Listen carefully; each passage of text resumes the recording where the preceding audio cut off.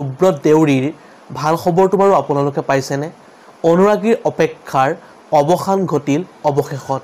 সকলো সবিশেষ এই ভিডিঅ'টোৰ জৰিয়তে আপোনালোকক জনাবলৈ চেষ্টা কৰিম। অনুগ্ৰহ কৰি ভিডিঅ'টো অলপো স্কিপ নকৰাকৈ প্ৰথমৰ পৰা শেষলৈকে চাই থাকিব।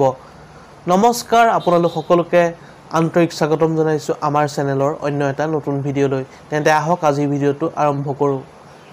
সকলোকে সুন্দৰ অভিনয়ৰ জৰিয়তে মনোৰঞ্জন দিয়া অসমৰ জনপ্ৰিয় অভিনেতা সুব্ৰত দেউৰীৰ ভাল খবৰটো পালেনে?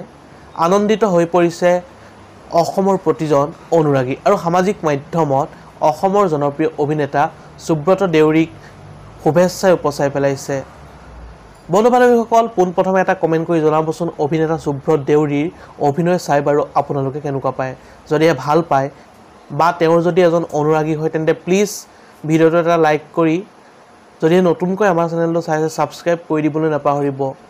মোৰ আপোনাৰ অতি জনপ্ৰিয় অভিনেতা সুব্ৰত দেউৰীৰ আছে এটা বহুত ভাল খবৰ।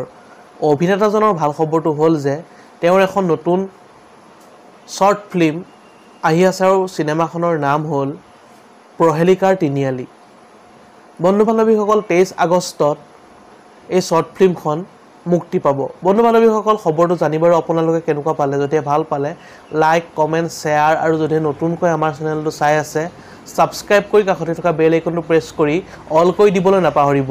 অন্য এটা নতুন ভিডিঅ' লগ পোৱাৰ প্ৰতিশ্ৰুতিৰে আজিলৈ বিদায় মাগিছোঁ। ধন্যবাদ। জয় আই অসম।